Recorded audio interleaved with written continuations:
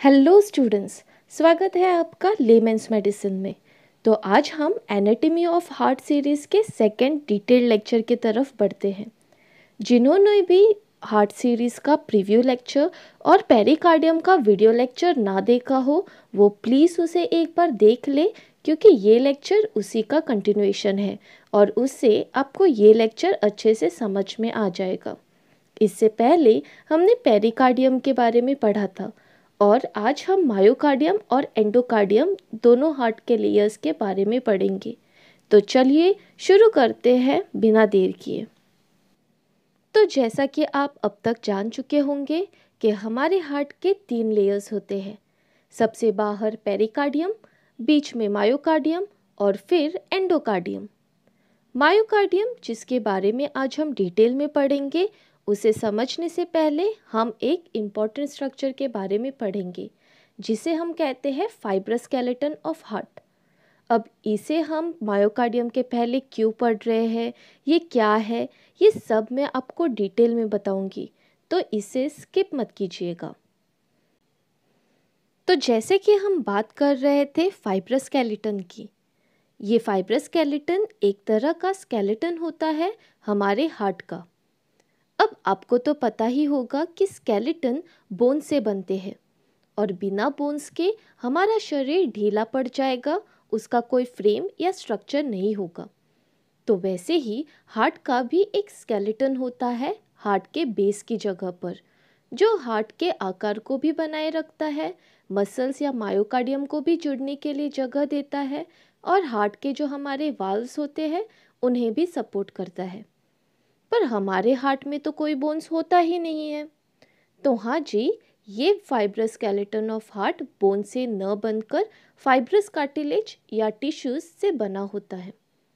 तो ये ध्यान रखिएगा कि फाइब्रस स्केलेटन हार्ट का कोई लेयर नहीं है, ये मसल्स को अटैचमेंट देता है, हार्ट को स्ट्रक्चरली सपोर्ट करता है और हार्ट का ढांचा या फ्रेमवर्क बनाता है।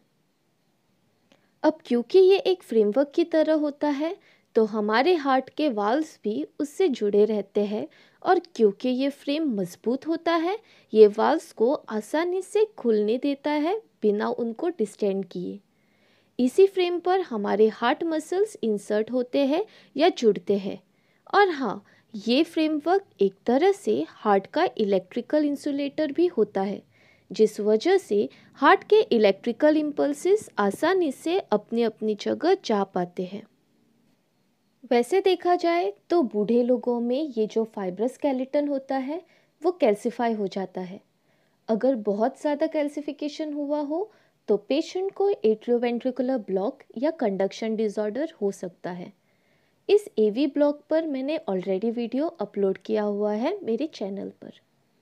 अब ये फाइब्रस स्केलेटन 4 फाइब्रस रिंग से बने होते हैं जो कि हमारे चारों वाल्व्स को सराउंड करते हैं।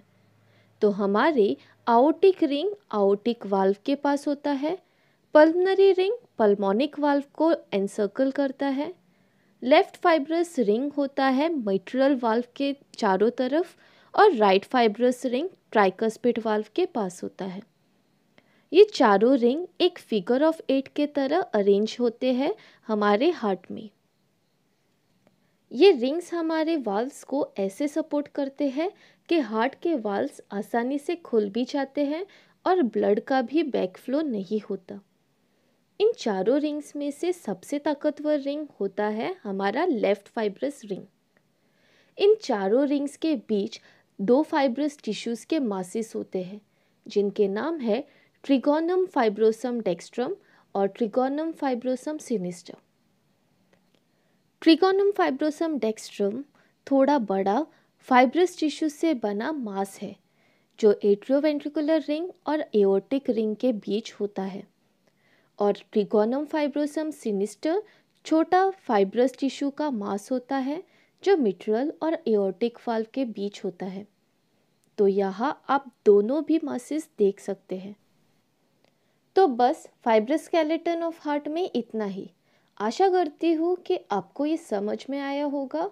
और अब चलिए चलते हैं हमारे नेक्स्ट लेयर के तरफ जो कि इस फाइब्रस स्केलेटन से जुड़ा होता है, जिसका नाम है मायोकार्डियम। मायोकार्डियम हार्ट का मस्कुलर लेयर होता है जो कि पेरिकार्डियम और एंडोकार्डियम के बीच स्थित होता है। ये हार्ट का सबसे मोटा और सबसे इम्पोर्टेंट लेयर होता है क्योंकि हार्ट का ज़्यादातर काम तो यही लेयर करता है। अब ये लेयर स्पेशल सेल से बना होता है जिन्हें हम कहते हैं कार्डियोमायोसाइट्स। कार्डियोमायोसाइट्स 3 शब्दों से बना हुआ है। कार्डियो यानी हार्ट, मायो यानी मसल्स और साइट्स यानी सेल्स। तो कार्डियोमायोसाइट्स होते हैं हार्ट के बहुत ही खास सेल्स और इनकी खासियत का पता हमें इस बात से भी लगता है कि मसल्स के क्लासिफिकेशन में कार्डियक मसल्स को सेपरेटली क्लासिफाई किया गया है इनके इन्हीं खूबियों की वजह से। तो चलिए एक बार इनके इन फीचर्स को देख लेते हैं। कार्डियोमायोसाइट्स में सिर्फ एक न्यूक्लियस होता है जबकि स्केलेटल मसल सेल्स में बहुत सारे न्यूक्लियस होते हैं। कार्डियोमायोसाइट्स के न्यूक्लियस उनके सेंटर में पाए जाते हैं जबकि स्केलेटल मसल्स के न्यूक्लियस दूर तक फैले रहते हैं। कार्डियोमायोसाइट्स में ग्लाइकोजन और माइटोकॉन्ड्रिया की मात्रा स्केलेटल मसल सेल से ज़्यादा होती है। ये इसलिए होता है क्योंकि हार्ट हर वक्त काम करता है जिस वजह से उसे स्केलेटल मसल्स के कंपैरिजन में ज़्यादा एनर्जी की ज़रूरत होती है। कार्डियोमायोसाइट्स स्केलेटल मसल्स के मुकाबले छोटे होते हैं।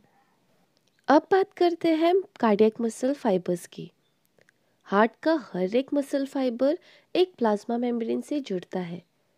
इस प्लाज्मा मेम्ब्रेन को हम सार्कोलेमा कहते हैं और ये एक एक्साइटेबल मेम्ब्रेन होता है जो मसल सेल्स के अंदर सब्सटेंसेस को एक्टिवली ट्रांसपोर्ट करता है और इलेक्ट्रिकल इम्पल्सेस को भी ट्रांसमिट करने में मदद करता है।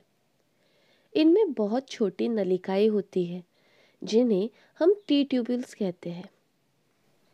ये टी ट्यूब्यूल्स कैल्शियम चैनल से भरे होते हैं जिससे कैल्शियम आयन का एक्सचेंज जल्दी हो पाता है और हार्ट अच्छे से कॉन्ट्रैक्ट कर पाता है।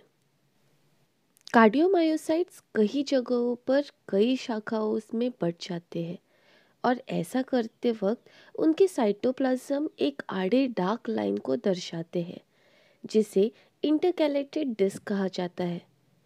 ये डिस्क दो कार्डियोमायोसाइट्स के कम्युनिकेशन का ब्रिज होता है और एक्शन पोटेंशियल को आसानी से ट्रांसमिट करने में मदद करता है।